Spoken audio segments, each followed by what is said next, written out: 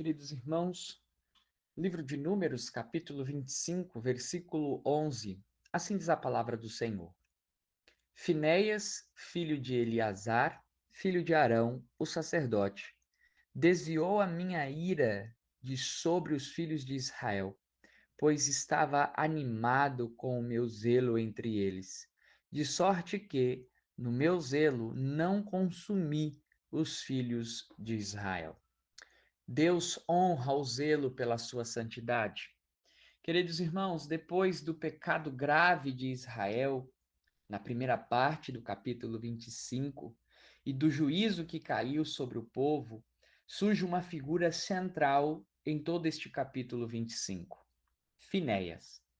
A sua atitude não foi uma atitude indiferente e muito menos passiva. Finéias agiu com zelo pela santidade de Deus, e isso muda completamente o rumo de toda aquela situação, conforme vimos na primeira parte do capítulo 25. Deus, então, responde não apenas cessando o seu juízo, mas estabelecendo uma aliança de paz. E esse trecho nos mostra como Deus vê a santidade e como ele responde àqueles que levam a sério a sua palavra. Com isso, a primeira lição que podemos aprender é que o zelo pela santidade de Deus é aprovada por ele. Deus elogia diretamente a atitude de Finéias, dizendo: foi zeloso com o meu zelo. Isso é algo extremamente forte. Finéias não agiu por impulso pessoal, mas por um compromisso com a honra de Deus. João Calvino destaca que esse zelo não era uma vingança humana, mas um ato alinhado com a justiça divina naquele contexto específico da aliança. Por isso, Deus faz algo impressionante. Ele estabelece com ele uma aliança de paz e um sacerdócio perpétuo. Queridos irmãos, nós vivemos em um tempo em que o zelo muitas vezes é confundido com intolerância, mas a Bíblia nos mostra que Deus exige e que existe um zelo legítimo. O zelo pela glória de Deus, o zelo pela pureza da igreja, o zelo pela santidade. A questão não é se temos zelo, mas por aquilo que estamos zelando, se de fato estamos preservando aquilo que Deus instituiu. A segunda lição é que a santidade de Deus exige uma resposta ao pecado. O texto intensifica publicamente os envolvidos no pecado. Isso nos mostra que o pecado não é tratado como algo impessoal, como algo abstrato.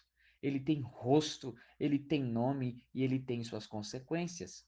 Podemos ressaltar que a santidade de Deus não permite que o pecado seja ignorado. O pecado precisa ser tratado. E isso nos confronta diretamente.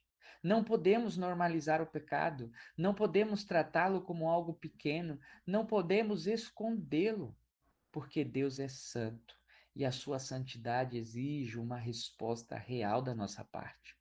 E por fim, a terceira lição que nós podemos ver nessa segunda parte é que Deus protege o seu povo a julgar do mal.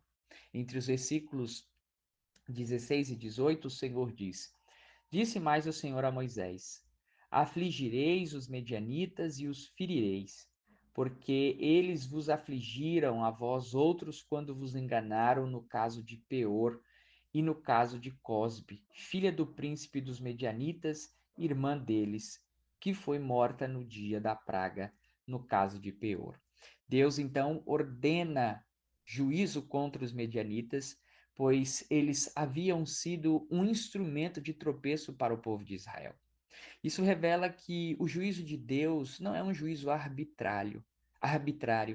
Ele também é protetor, porque Deus está preservando o seu povo da corrupção espiritual. Nem sempre conseguimos ver dessa forma, mas o juízo de Deus é justo.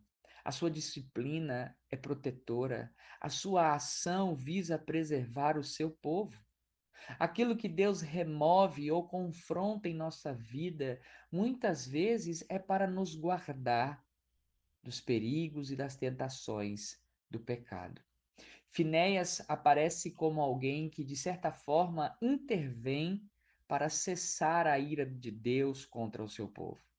Mas ele é apenas a sombra de algo muito maior, que o escritor aos Hebreus, no capítulo 7, diz que Cristo é o verdadeiro e perfeito sacerdote. Cristo, diferente de Finéias, não apenas age com zelo, como ele também oferece a si mesmo como sacrifício, como realiza uma expiação perfeita e definitiva. Finéias, aqui em Números 25, está apontando para Cristo, mas Jesus é infinitamente maior do que Finéias. Ele não apenas interrompe o juízo de Deus, como ele satisfaz completamente. A conclusão que nós temos então dessa segunda parte de Números, capítulo 25, é de que, em primeiro lugar, Deus honra o zelo pela sua santidade. Segundo, o pecado precisa ser tratado com seriedade. E terceiro, o juízo de Deus também é uma forma de proteção. Perceba que depois da queda do povo de Israel, Deus levanta alguém zeloso, Finéias, e através disso preserva o seu povo. A mesma coisa Cristo fez quando deu o seu filho, ou melhor, a mesma coisa Deus fez quando deu o seu filho para ser aquele que interviria na humanidade para preservar o seu povo. Que o Senhor nos conceda um coração sensível ao pecado, um zelo verdadeiro pela glória do Senhor Jesus Cristo e uma vida comprometida com a santidade.